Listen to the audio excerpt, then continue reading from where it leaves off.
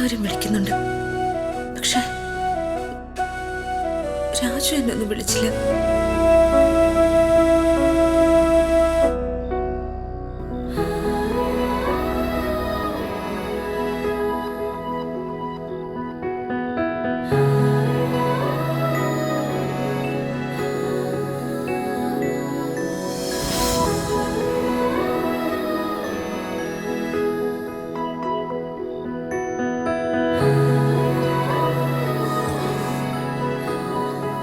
ഇതല്ലേ ഞാൻ ആഗ്രഹിച്ചത്?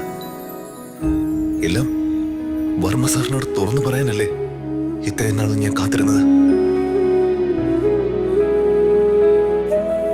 എനിക്ക് വിഷമമായെന്നും ഞാൻ കരയാണെന്നും എന്റെ നെഞ്ച് തകരയാണെന്ന് രാജുവിന് അറിയും.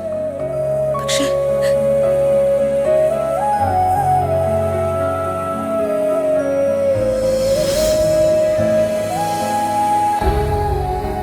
ഞാൻ ആഗ്രഹിച്ചതുപോലെ ഋതിക മാഡം എന്റെ ജീവിതത്തിൽ നിന്ന് പോയി.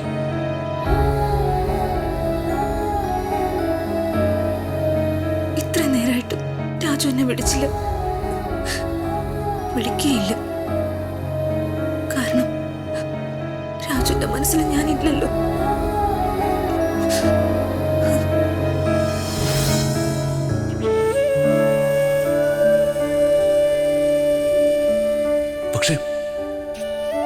പക്ഷെ എനിക്ക് എന്താ പറ്റിയേ?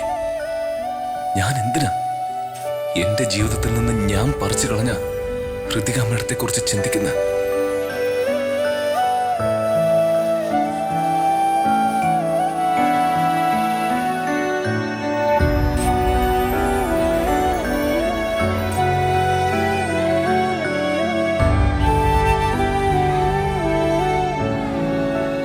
ഋതിക മേഡം നാടിപ്പ് എന്ത് ചെയ്യായിരിക്കും? ഒന്ന് വിളിച്ചു നോക്കിയാലോ? വേണ്ട, വിളിച്ചാ എന്നോട് ദേഷ്യപ്പെടും, അതുറപ്പാ.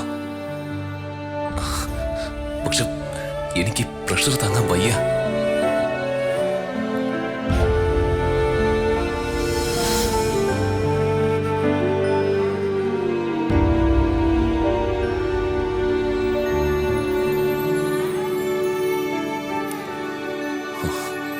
ഋതിക മേഡത്തെ വിളിക്കാം.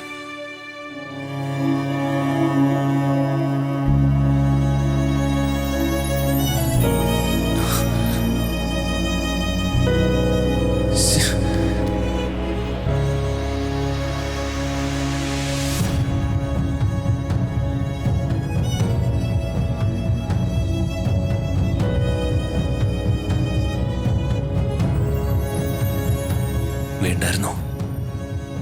ഋതിക മേഡത്തെ വിവാഹം കഴിച്ചിട്ടില്ലെന്ന് വർമ്മ സാറിനോട് ഞാൻ പറയണ്ടായിരുന്നു.